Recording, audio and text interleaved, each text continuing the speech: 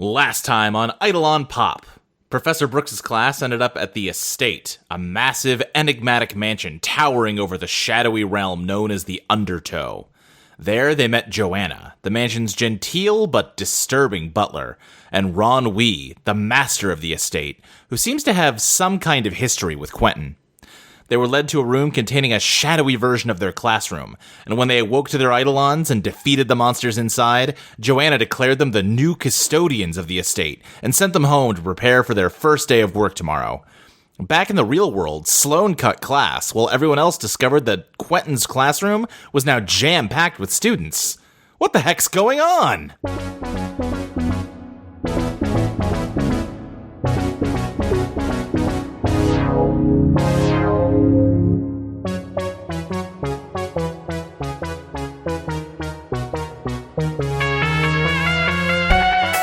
Sloane.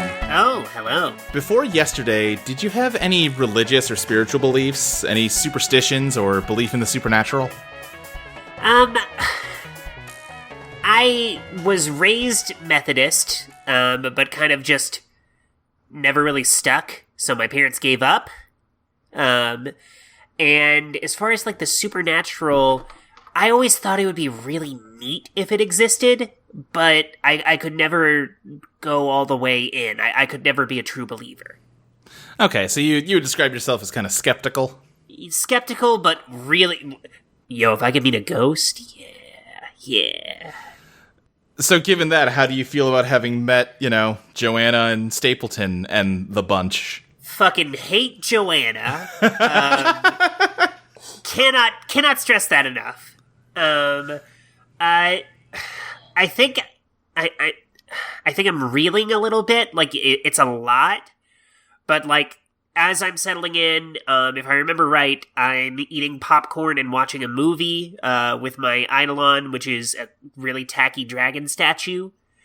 And as I'm, like, settling in and I've slept on it and everything, I think the, like, exhaustion is slowly being replaced with fuck, yes, fuck, yes, fuck, yes, yes, yes. Because that shit was rad.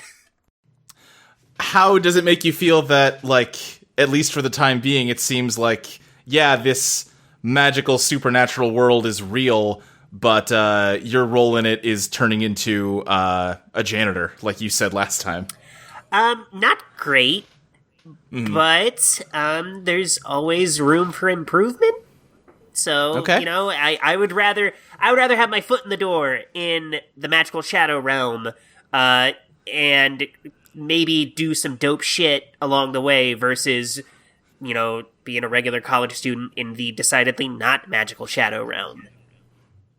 Everyone else, you are in Quentin's class. Quentin, you have something that you have never had before, which is a classroom full of engaged, curious students who are paying close attention to your lecture. What are you lecturing about? Well, Quentin, he goes there and he looks at the class and he chuckles to himself, because I don't know who this person is, this Michael Clark from before, but did they think they could beat me by giving me an audience? Oh, shit. And then I go, then I immediately go as like, hey kids, today, well, I think today is a holiday, so we're going to learn about coming together. And we're going to learn about how to do that by first thinking about what we want. A student raises their hand. Yeah. What holiday is it? It's May Day. All right. Yeah, I guess that's true in fiction now. Yeah. Why not? All right. Yeah, go for it. Suddenly the end of the semester. Who knows how time works?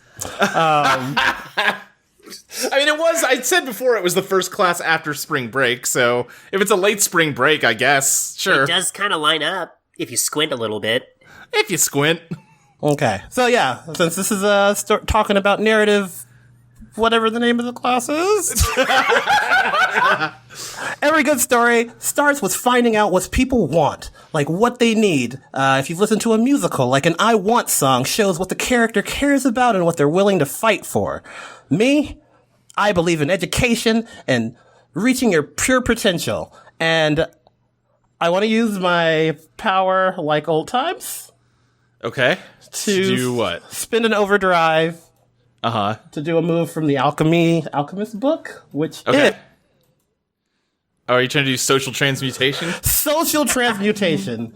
Give an impassioned speech about how the status quo is unacceptable and your vision on how to change it for the better. Spin 1 overdrive and roll glam. On 7+, everyone who hears your speech gets a +1 forward when acting on to advance your agenda.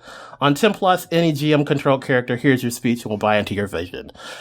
We need to save the school. Find out what you guys... So I gotta go out there and find out what you want or need from this school, and I'll help you achieve it. But I do it in like a jaunty song. I think like Music Man or something like that. I just busted out. Sure. Wait, so you're doing a full-on musical performance here? Yeah. Okay. I got 2 glam. Gotta work the musicology in there sometime, I guess. Yeah. Give me the roll. Okay, so I got a 7 with my glam. With plus glam, I got 7. Okay. All right. Well, yeah. I think what's it say for a 7 to 9 on that one? I'm trying to hunt it down. Sorry. +7 on everyone who hears your speech gains +4 when acting to advance your agenda, meaning that any of the characters, if they go out and sing about what they want, they get +4 on that roll. I guess first let me ask, James, Ursa, and Alexis, how are you reacting to this speech? Ursa, no one can really tell from where, but she pulled out a pair of bongos. They're pink. It's her scent. And because music instruments can be weapons. So she started playing. She joined the song. She's not singing, just like with a little backing beats in the background. She's really into this. All right, James, what about you? James is still pissed from near as he could. He was one of those kids that felt like he had his life all figured out. Everything was planned out, and just finding out that this dude wasn't a real teacher, and honestly, he's dwelling more on that than the weird supernatural shit, and he still just hates Quentin's fucking guts right now. He's got his arms folded and is just glaring at him. What about you, Alexis? Alexis is very into this musical speech. She's not joining in, but she is photographing the whole thing. Okay, great. I think, Quentin, you give an entire musical number about saving the school from Web Capital and encouraging the students to go sing a song in their heart about what they truly want. And you just get crickets other than from Ursa and Alexis. And there's a cough and a student says, weren't we gonna go over chapter 14 today? We can also go over chapter 14.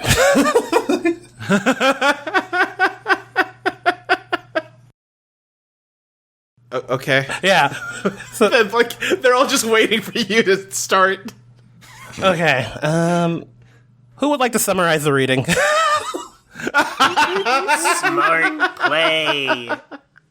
Fantastic. Spoken like a true professor. Yeah. I think probably some kid in the front raised their hand. And you say, I will, Professor. It was about the... I love how you have twisted this situation on me that now I have to give you an extemporaneous lecture. Truly, I've been hoisted by my own petard. It's almost like I transmuted it like some kind of alchemist. Fuck off. It was about the High Priestess and how it represents the feminine divine and how that relates to 80s romantic power ballads. Exactly. And sometimes music is a way that we can get to a greater truth than the truth we've already had. And I think it kind of goes into that with the power ballads, or maybe it doesn't, who knows. Anyway. I wonder how much is he gonna goo on this, because I don't remember writing this book, right? Tell you what, dredge the undertow to see how much of it you can conjure. All right. Keep in mind, since I want to play fair, using that last moon was 1 overdrive and then 1 overdrive for the move, right? Right, yes, correct. Okay. Just keeping track. Right. Okay, I got 1 and 4. I'm going to use an overdrive to reroll. All right. All right, I got 9. Okay. Yeah, you can. Okay, based on what the student just told you, it definitely sounds like the same kind of shit you were just kind of making up off the top of your head yesterday, but like written down and maybe more thought out. This seems like it's going to be tough to fake if everyone has read your book but you. Okay, so. But like, also, I don't need to just leave you dangling here for 10 minutes. We can just kind of cut ahead whenever you want. We can cut ahead also. How aware are the rest of us that this is not how the class was before? You're completely aware. Okay. Sloane is... If Sloane knew what was happening, she would be so sad she missed him just like dangling out there. All right. So, speaking of using my moves I got, because I got moves. Yeah, you do. I'm assuming this school is a place I've been to before, so I should have some friends here, maybe? Yeah, of course. Let's see if they can maybe help me out here. 9 plus 2, 11. All right, 11. So on Friends Everywhere, when you arrive somewhere that you've been before, you can ask a favor of the friends you have there and roll plus glam. On a 10 plus, they'll be able to help you out. On a 7 to 9, they'll be supportive, but not able to offer any meaningful help. So who are you asking for help, and what kind of help are you asking for? Okay, maybe I have a friend in the library, and I see if I can get them to cover for me on a thing on the Dewey Decimal Method. Like, they probably already have a lesson they do for, like, library students, and be like, part of this lesson is investigating things. And I'm like, could you please do your research lesson to eat up time? Do you want to say you, like, sent that text when, like, before the class started, when you saw that there was a bunch of people in here and they're just now showing up? Yes. Yeah, there's, like, a knock on the door. He goes, oh, hi, Professor Brooks, you wanted me to come down here? Yes. We're just touching in on my book, which you're probably aware of. But I was wondering if you can give my students the pleasure of a little library research lesson. I suppose I can. Sure. Yeah. And they just walk up to the desk. At the front of the room and just start talking about the Dewey Decimal System. You don't get any of that out of me. I don't know anything about the Dewey Decimal System.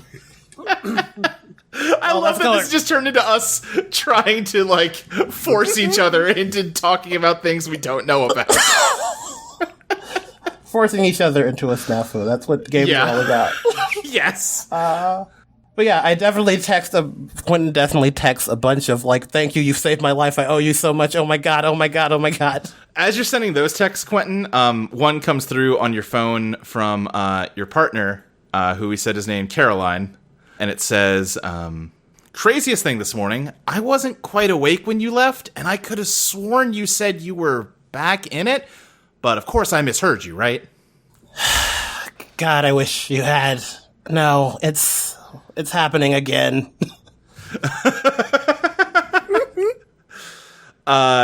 There's just, like, a moment, like, you can see the icon of, like, that she's typing for a long time, but the message that comes through is short. It says, we'll talk about this when you get home. James, and the rest of you, are you hanging around to hear this lecture on the Dewey Decimal System, or what you doing? I guess. All right, yeah. Yeah, books are cool. Books are good. Listen, Ursa is writing everything down. Like, she's just filling up this whole notebook about the Deweys and the decimals and the systems. Woo, she loves that shit. All right. Yeah, Alexis doesn't care. She's gonna follow Quentin out. Yeah. Real quick, Sloane, what movie are you watching anyway? Let me look at my Blu-ray shelf, and I am watching Sorry to Bother You. All right. Great. Well, that was the Sloane check-in. Quentin, what are you? Hell yeah! What are you doing? We split the party. What are you doing now that you've slipped out of your class? Or Alexis, what do you do when you catch up to him? I think Alexis was not processing anything that happened last night until this morning. Mm-hmm. And she's just gonna ask Quentin, like, what his history with the Undertow is. Alright, I haven't been keeping it from you because I'm a jerk or anything. I honestly don't know. I know me and my friends went to the Undertow. From context clues, guess we maybe did some bad stuff down there. I have feelings it felt right at the time, but that's about it. And I can't, if I try and reach for anything in particular, it just escapes me. But it worries me. So you're saying you don't have reliable memories of your adventures there? No. Oh, that's scary to Alexis. I was telling you, yeah, I know, it's real stuff down there. So, like, you're in it now, be careful. Oh yeah, Alexis's greatest fear is feeling unable to trust her own mind. Uh-oh. Yeah. So where are you going to go now, Professor? I don't know, I can't. Here's the thing about me. I just don't like this dude showing up and thinking he can beat me like this. This is my school, right? And, you know, maybe I don't have all the papers and stuff, but this is my class, and I'm gonna defend it. Yeah, maybe you don't have all things like qualifications or training. Yeah! But you're still the best professor I've ever had. That says something about our system, but yes. What if we go on the offensive and try to take the web capital guy down? Can I just want to make sure on backstory here, isn't Alexis not actually taking the class? She's just, like, crashing it? Right. Yeah. Son of a bitch. A fake teacher and a fake student. Yeah. Me. I mean, I'm here, I'm listening to the lectures, I'm not paying tuition or being graded. Right. Of course. I'd be surprised if any of you were being graded. James had better be. He's already pissed. As you two are like in the hall having this conversation, you hear footsteps, and an older woman is coming down and says, "Oh, Professor Books, hi, good to see you. Listen, I am sorry again that we had to stick you in this basement classroom this semester. We will get a better one opened up for you come the fall." No problem. I'm happy down here. This is great. It's cool. It's like, don't have to worry about heating things or anything. It's fine. I'm fine. I mean, listen, you published a book last year. You should have something better than this dingy basement room. Come on. I mean, don't we have other professors that post books? That's not that impressive, right? Well, come on, don't sell yourself short. Come on. She kind of like punches you on the arm playfully. You like don't know this person, but it sure seems like she knows you. All right. Well, thanks for letting me know. You have a good one. Yeah, you too. As soon as they like out of sight, I like put my hands in my face. Ugh. So going on the offensive, you say, really? Yeah, we need to find this guy and take him down before he takes you down. Can't argue with that logic. Done it in the Undertow? Or here? In the Undertow, he could summon big cockroaches, and we barely fought those off with 5 of us. Yeah, that's probably a bad matchup. So maybe we should try to take him out in this world. Yeah. That's what I was trying to get the students on our side for this back in there. That's what that whole song and dance was about. I don't know. But yeah, maybe that's worth checking out. Should we go back and get the other students? We should go back and get the other. He's doing that. Speaking of that, Should we walk out at this point? Like, oh yeah. You cut to me and James walking out like, oh, that lecture was really cool. I didn't know all that about libraries and sciences and library sciences? Yeah. Yeah, I think, the class is letting out. I think most of the students coming out are like, well, that was weird. Okay.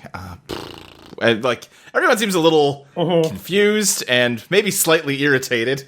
What were you saying, James? I was just kind of going like, yeah, sure. Just kind of humoring Ursa. Yeah. Movie's real good, guys. Sloane, I'm gonna text Sloane. I'm gonna be honest, I was kind of shocked you didn't say the movie you were watching was like, I don't know, Chalk Zone the movie 4 or some shit. Fuck.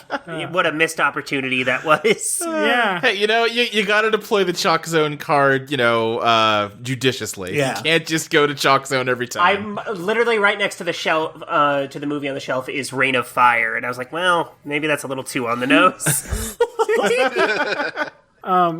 So, yeah, I think when class ends, I text Sloane, like, missed you in class. It was full.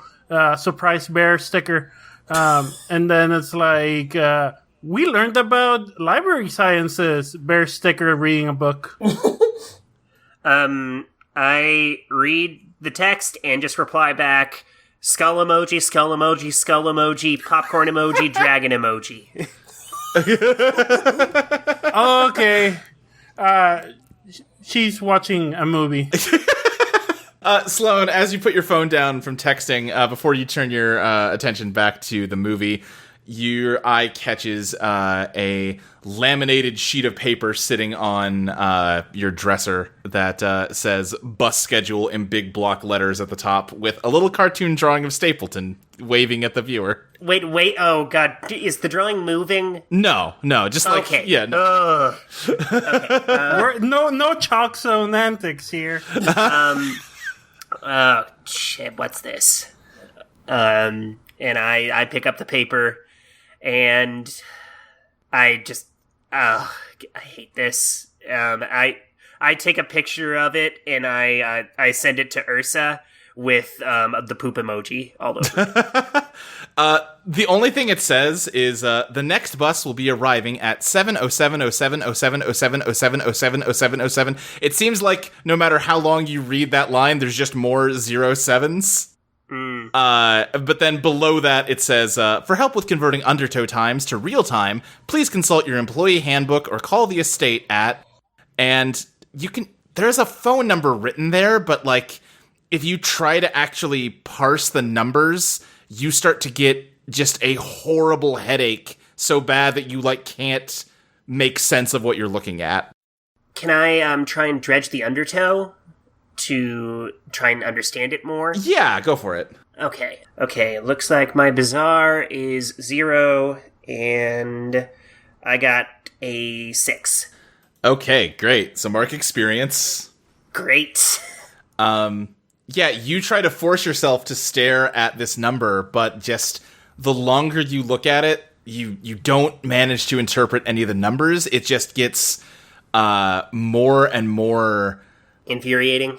Not just infuriating, like literally like you feel just a migraine overtake your entire head. Take 1 damage for me. Oh, great. Okay. And the phantom clock is advanced. Okay, I crumple it. I throw the paper away. I'm just, fuck this. Okay. I show James the picture. I was like, look, Sloane's been doodling. I like it, but I don't think she did. She put a poop emoji next to it. What is that? Shit, that's Stapleton. Oh, fucking, god damn it. I think I understand the poop emoji. I don't think she drew that. No, she didn't. Can I get a closer look at this? Sure. I give you my phone, and I walk up to Quentin and Alexis, and I say, we have a poop emoji situation? Please explain. I shrug and like look at someone younger than me. Is this a kid thing? Is this a youth thing? Sloane sent me a picture of a doodle of... I had just had his name. The weird guy who drove the limo and then a bus.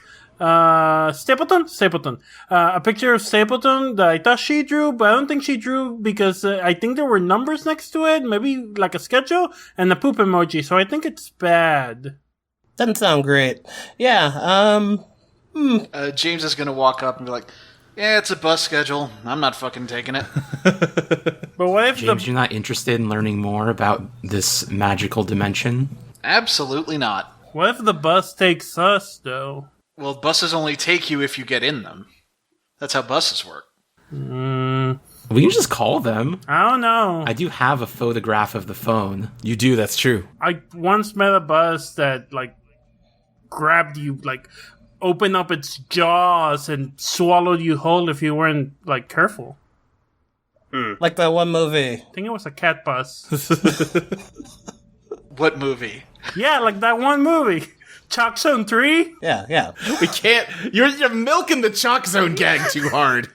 I know. Alexis, are you going to try to turn your photo of the phone into a real one? Yeah.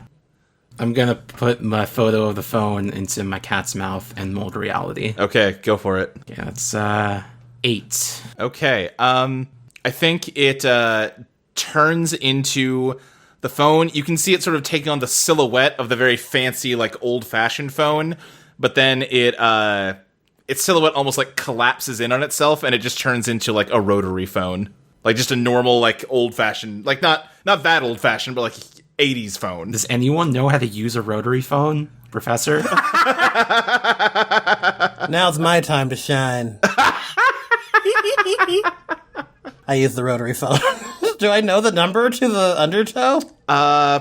Is it in the picture?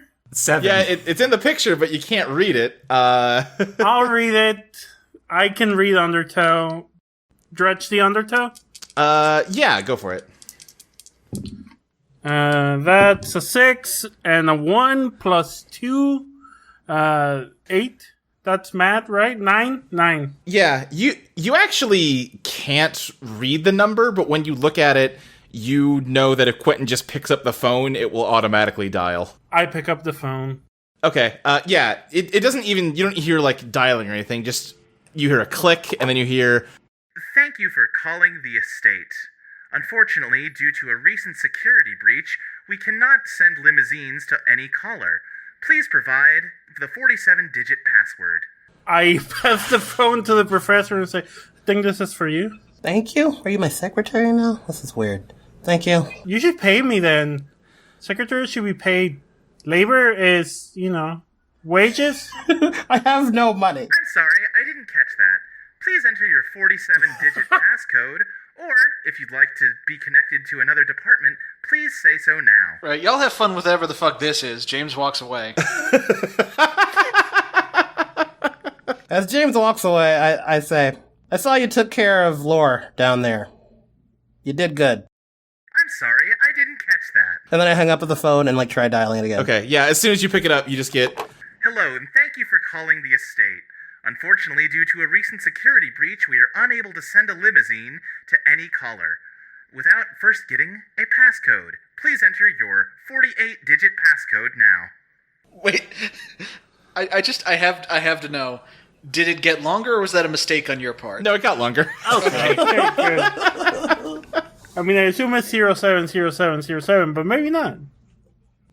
Is this a thing I should try? Like, I can try and remember if this is something I've done before? Yeah, you could try to dredge the undertow and see if you can just come, like...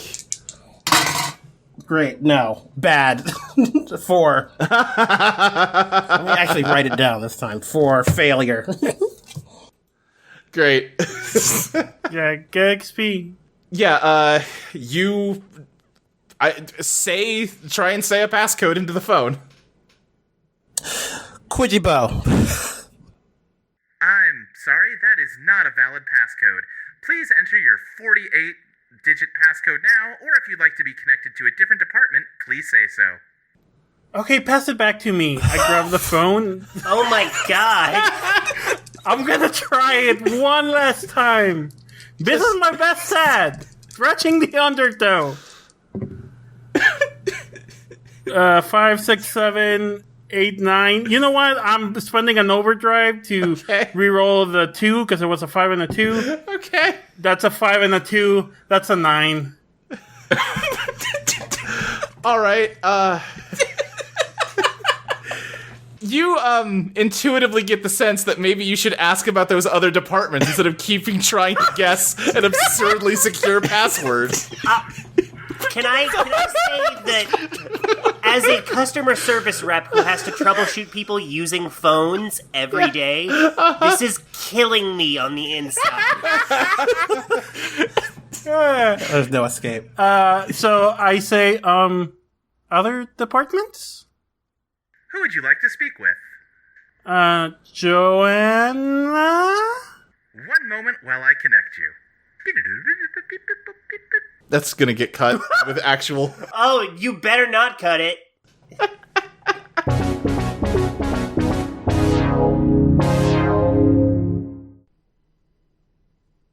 Hi, hello, it's me, Luke. I'm here to talk about the Eidolon Patreon, like I do every time on this show.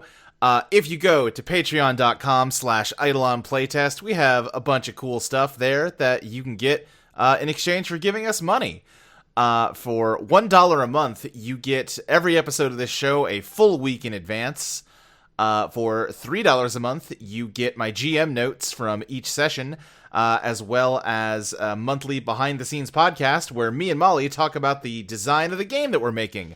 The GM notes for this one are going to be fun because the party just kind of completely slipped past everything I had in mind. You can really see some real meaty cut content by looking at them this time. Also, that next game design podcast is going to be a big one because we did a lot of work on the game this past couple weeks. I'm very tired. I'm recording this past my bedtime to get this episode up in time.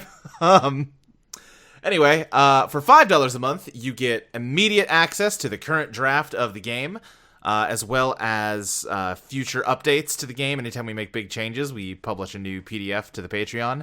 And you also get your name called out in this section right here, like so. Special thanks to Rosalind Garrow, NM, August, Casey Cosmos, Celeste Jennings, Johan159, Mark Myers, Amelia Kurtz, Sky Adamchick, Morgan Spade, Eli Marone, Jay Baker, Mitch Graham, Jacob Hathcock, Jeff Dorman, Lambda, Phil Nightinger, Dylan Lee, Evan Lucentia, Virgil Purcell, Liam Conlon, Kirstel Roselle Johnson, Lachlan Cleland, Ryan Ball, Ellen, Will Helms, Stub5678, David, Lizzie Two Shoes, and the Z Mage. God, that list is getting long. You guys are awesome. Thank you so much. And honestly, thank you to everybody who is kicking in any money at all. And if you can't afford to subscribe at all, I totally understand. We would really appreciate it if you could tell your friends about this podcast, spread the word about it, try and get us out there in front of more people. We are on both iTunes and Spotify now, so if you could leave us a rating and review on iTunes, that would be fantastic. I don't really listen to podcasts on Spotify. I don't know how it works over there, but there's probably some kind of rating system. Tell us we're doing a good job through whatever quantifiable metrics are out there to do that. It would make me happy. I'm so tired. Anyway, I think that's everything. Oh, wait, no. We gotta do music credits. Not a ton this week. I have been kind of pressed for time. So just a couple songs on this one. We have The Temperature of Air on the Bow of the Kaleetan by Chris Zabriskie, Phantom by Nctrnm, and Infinity by Yakov Golman. And you can find the links for all of those in the show notes. Anyway, that's enough rambling from me. Let's get back to the show.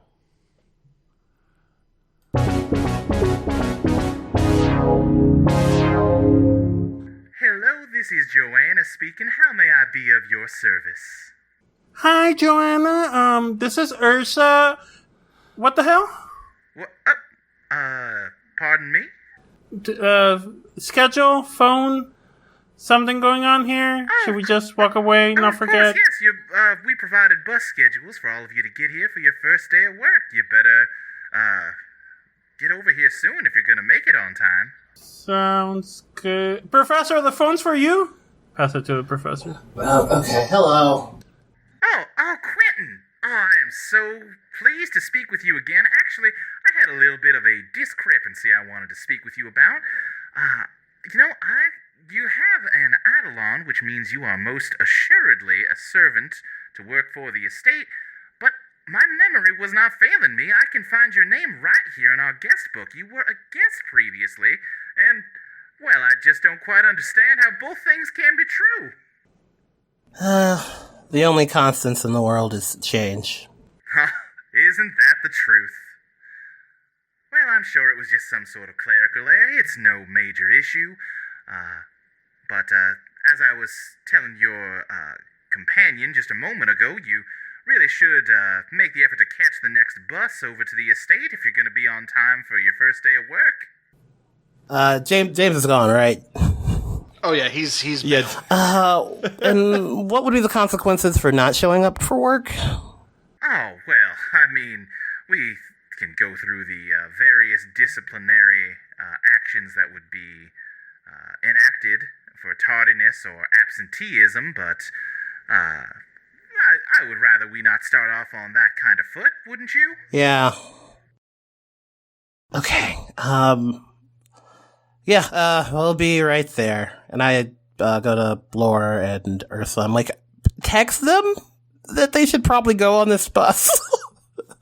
I am not responsible for what happens if they choose not to get on this bus. They're already in it. Okay. One, I start a chat group with all of us. Two, I send a message that says, Professor, spider emoji, says we all should get on bus emoji. I just replied, boo! And then I write bus emoji, ghost emoji, asterisk. Like, I meant spooky bus emoji. I mean spooky bus, not regular bus. James replies with the no sign emoji. It's like the red circle with the line through it. James, where did you go when you walked away? He's going home. Hell yeah. Refusal of the call 3, refusal harder. On your way out of the building and towards... do you live in a dorm, or where do you live? I think we said you live in a dorm, right? Yeah, let's. Yeah. I don't remember what I said last time. Let's say a dorm. That sounds right. As you're walking across the campus, a young woman and a cameraman come up to you and go, "Oh, excuse me, do you have time for a quick interview?" Not really. Okay, great. This will only take a second. And she pulls out a microphone and says, "Do you love the Constitution?" And she puts the microphone in your face. Not especially. What? Why not? Who are you? Oh, I'm Janet McGuire. I'm a constitutional activist. Well, I'm not giving you my name and not consenting to being filmed. Shit. Oh, come on. Absolutely not. Goodbye.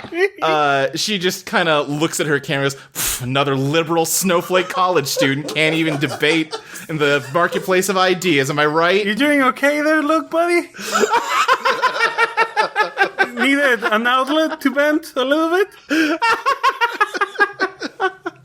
Yeah, James, you head off to your dorm after blowing off.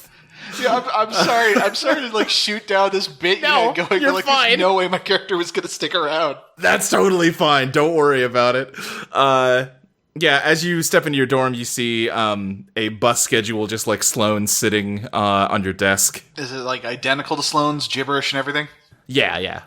He throws that shit in the garbage. All right. Yeah, what are all the rest of you doing? Where's the bus gonna show up? Oh, yeah, we probably should have asked her, huh? Yeah, maybe. I don't know, I'm not calling again. John is kinda... I don't know if rude's the way. It's polite but rude. I'm gonna call them again to see where we should go to get on the bus. All right, yeah, you pick up the phone and you hear... Hello, thank thank you for calling the estate. Unfortunately, due to a recent breach of security, we are unable to send a limousine to anyone who calls without first getting a passcode. Please enter your 49-digit passcode now. The Joanna department, please. One moment while I connect you. Joanna speaking, how may I be of service to you? Hi, Joanna, it's Alexis. I was just wondering, where should we show up to catch this bus? Oh, goodness gracious. Of course, I apologize. You're new to all of this, of course.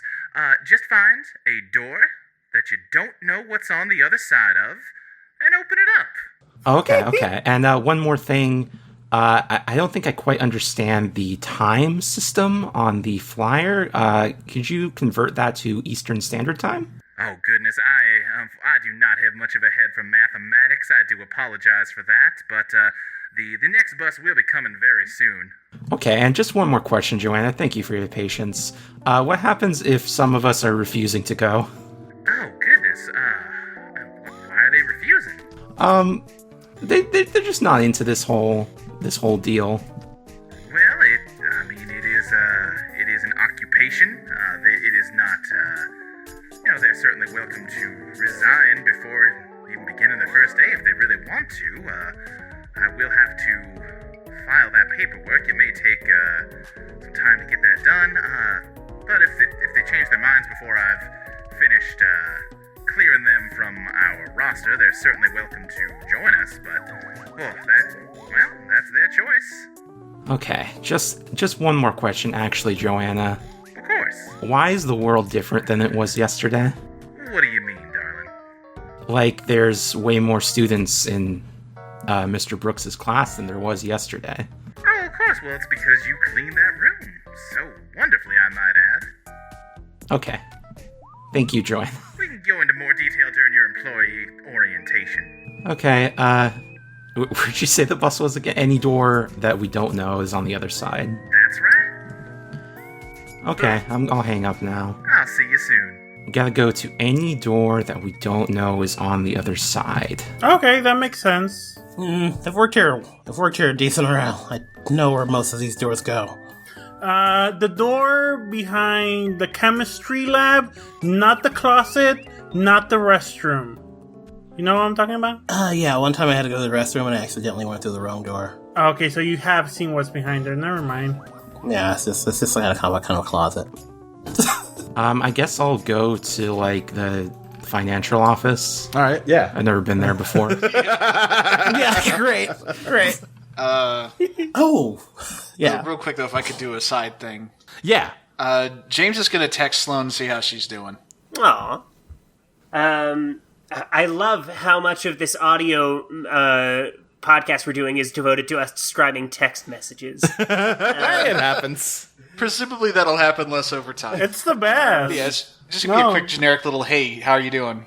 I just reply with the shrug emoji and a picture of me holding up the dragon statue and, like, sticking my tongue out. James is going to reply with a selfie of him showing off the watch. I don't think I ever described the watch. I think it's going to look like really, like, old-timey Swiss clockwork kind of shit. Yeah. Fancy. But yeah, I asked, you get that bus thing? Yeah, but I don't know what the fucking deal is. It looks like nonsense. Yeah. I tried to read it and it gave me it's easier to just say what we're texting rather than... Oh, absolutely, yeah. Yeah. It is understood that what you're saying is being texted. Please insert the abbreviations where necessary. I tried to read it, got a migraine, crumpled it up, threw it away. But you got a migraine. Yeah, not fun. Hold on one second. James is going to dig through the trash and dig his copy back up and try to really read it. Okay, You really got to touch that stove, huh? Just really love migraines.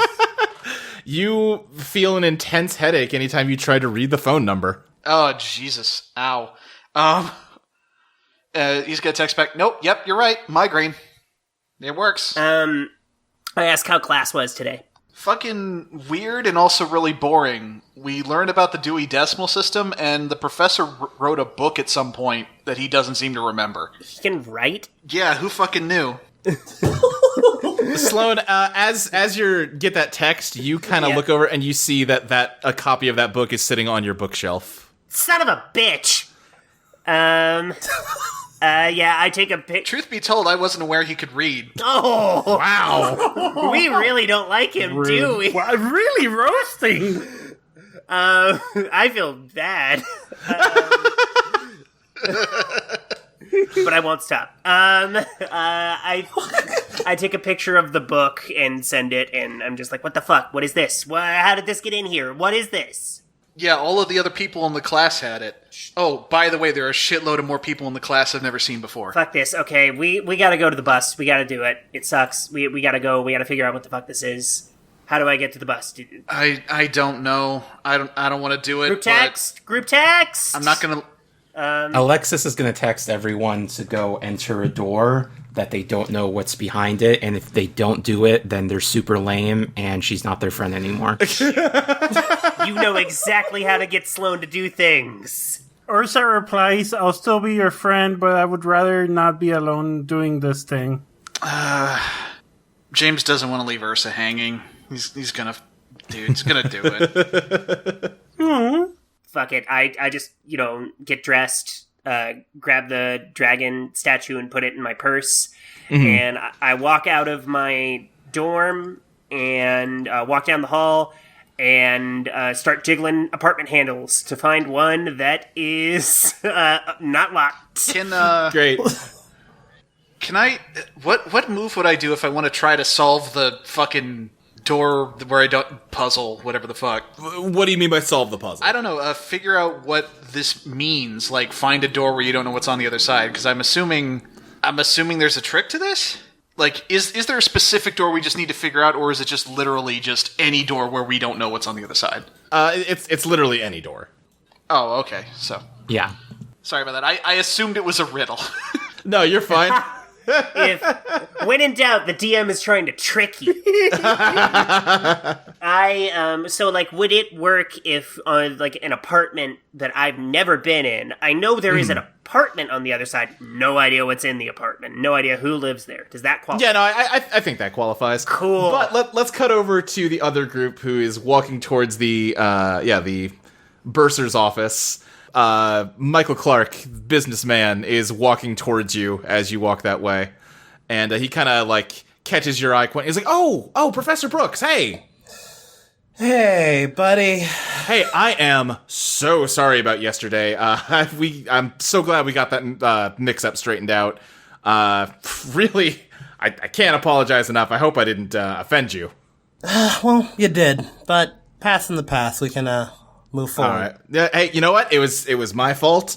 But I talked to the department head. I've got your pay stubs. I've got your letter of employment. I've got it all taken care of.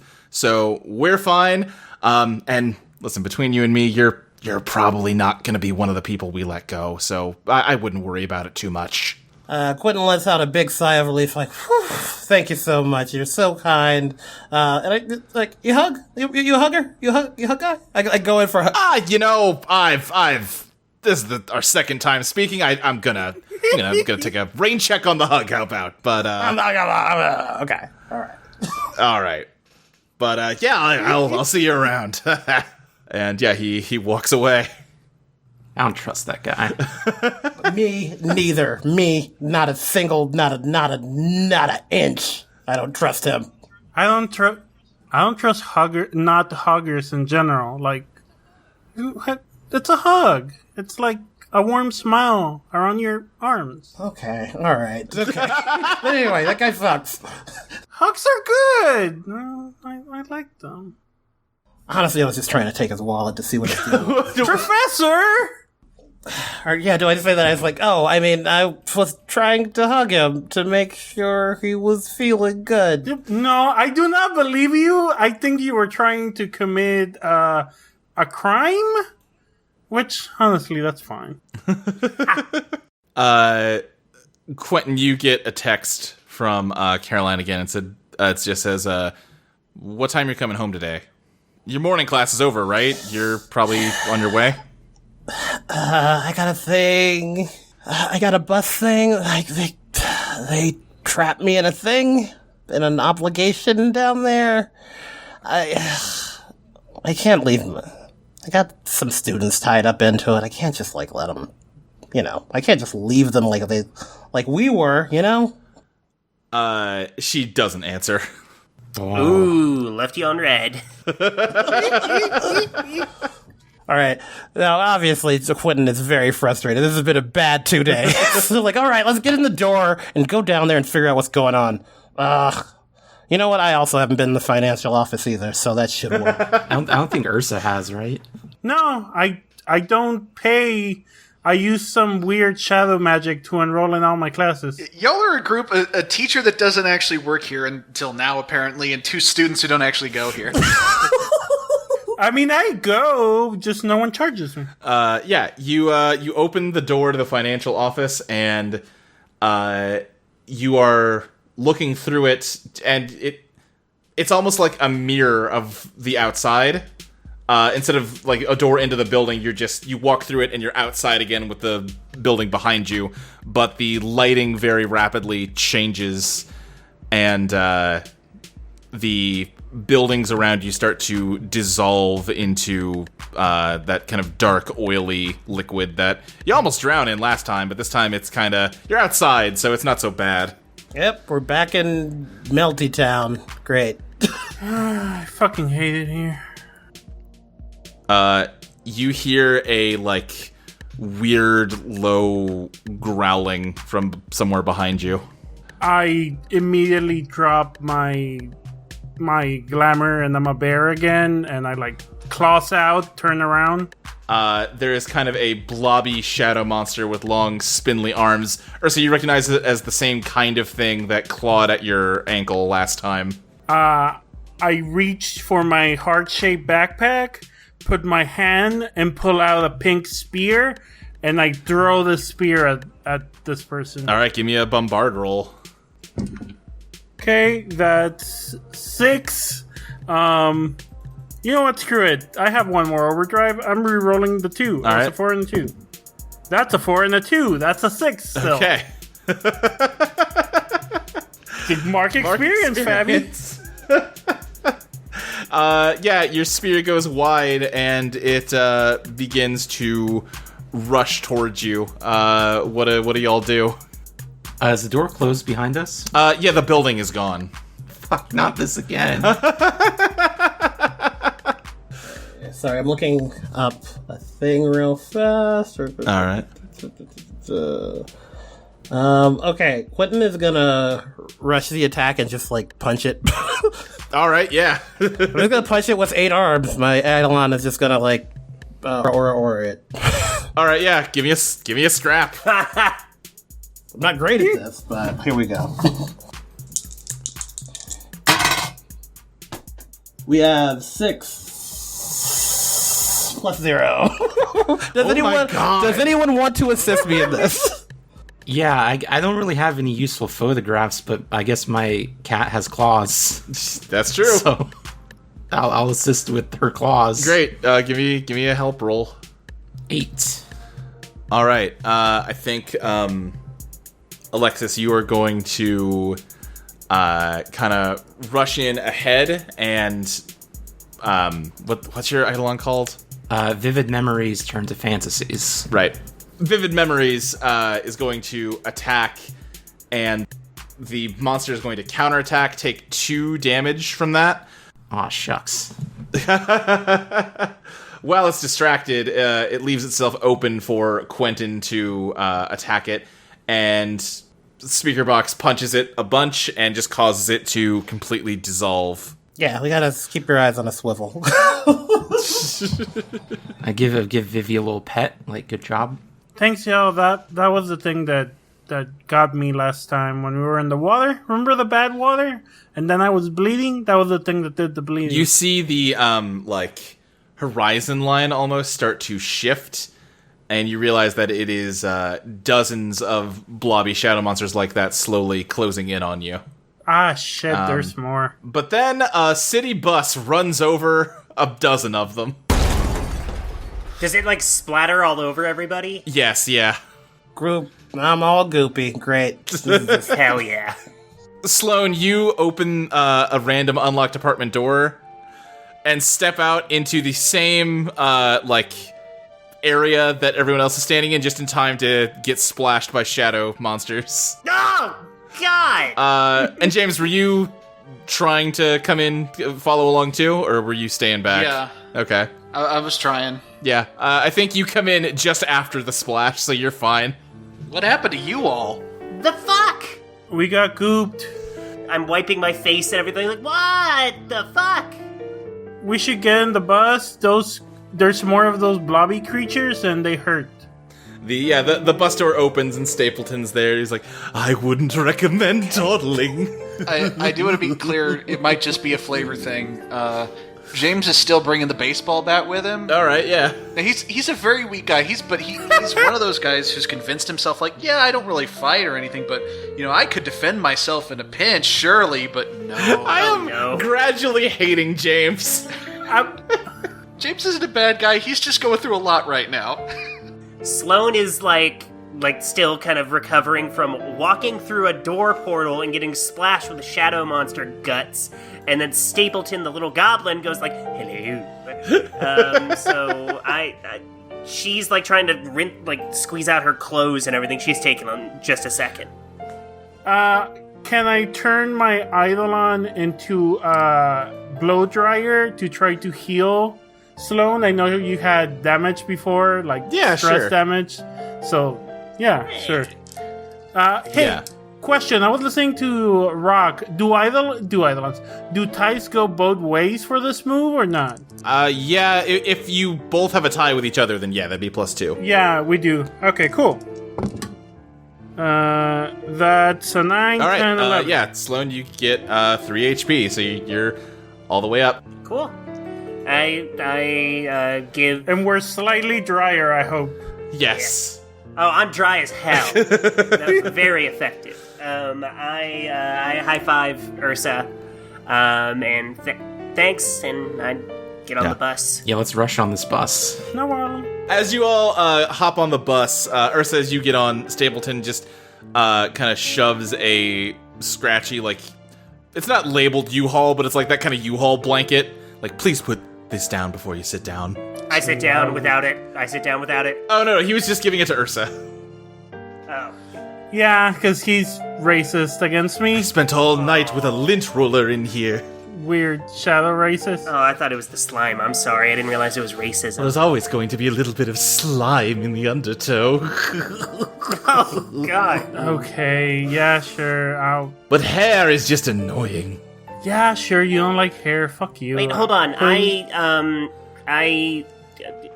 No, fuck this. I grab the blanket and I fucking chuck it out the door. Well, that was rather rude. Yeah, it was. So's being a shithead. Stop that. I smile and sit down near where Sloane was. Thank you. The bus takes off, and kind of like last time, you seem to have a hard time keeping track of where exactly you're going or how much time is passing. There's no drinks to have this time, though, because it's just a bus. Aww. Yeah. Yeah, bus drinks. The little-known sequel to Boat Drinks. Everyone gets a little juice pack, and, we sing songs. Buses. The bus eventually pulls up to the estate, but instead of stopping out front, it pulls around the back of the mansion where there is kind of a smaller porch with a doorway in. He goes, "Here you are. I'm so excited to have you all as my new co-workers." I'm not. Yeah. You suck, my dude. I high five Ursa for saying that. Yeah. I don't have a problem with them. What about the fur thing? That was It's shitty. a different world, different customs, Oh, fuck you. Whoa! Ursa has gotten some confidence, and now it's like overly confident. Love to see it. I wouldn't want to keep Joanna waiting for your first day. Yeah, let's go see Joanna. Let's go see Joanna. Let's go see Joanna. Yeah, you head in, and it's just a small, kind of lightly furnished room, and Joanna is slumped against a wall on the opposite side from where you came in. She goes, Oh, maybe she's dead. as you come in, she goes, "Oh, welcome back. I am so happy to see that all of you decided to come after all. We really could use the help." Shit. Yeah, what do you need help with, Joe? Well, first we should get you all outfitted and oriented for your new career. If you'll please follow me. And the motor that pulls her along starts moving, and her whole body collapses to the floor as she gets dragged through a doorway deeper into the mansion. That away. Are the wounds, or what Joanna has, wounds? Could I potentially heal those? I mean, any wounds if she has anything, it's scars. More than wounds. Like, healthy is probably the wrong word to use, but she's not, injured, Well, again, that's also the wrong way to describe it. She doesn't conform to your beauty standards. All statues are queens. Right. She leads you into a small locker room with exactly 5 lockers in it. And she says, I have taken the liberty of preparing uniforms for each of you. I think you will find them all to your liking. Each of you, let's just go in turn here. Describe to me what your, kind of like how Persona 5 is like thief sonas. What's your servant sona look like? Ooh. Oh.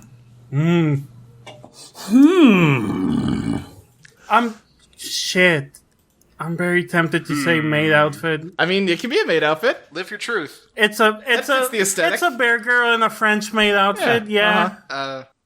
Mine is like kind of like a valet-y, but like shorter jacket and like fingerless gloves, but I got the hat on tilted. James is going for a handyman look. Yeah. Talking overalls, baseball cap, that whole thing. Yeah, I'm gonna be like the janitor from Scrubs. Okay. You took the last 2 were gonna be mine. Okay. It's okay. You and me, Professor, in the maid outfits. Literally the first Google search for valet outfit is a screenshot from Grand Theft Auto San Andreas. But yeah, I got like a red vest on, rolled up sleeves, hat to the side. Oh, there's so many options here. Do I want to go hazmat? Yeah. Oh, okay, yeah. Nice. Yeah, I have a weird hazmat jumpsuit, I think. Are you like full? Like, do you have the headgear on too? I think it comes with the headgear, but he takes it off. He never wears it. Yeah, it's like a hoodie. It's like a Marvel movie where, they never wear the helmets. Right. Paying to see those faces.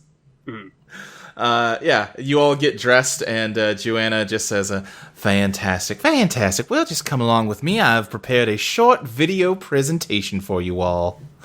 And she leads you deeper still into the mansion.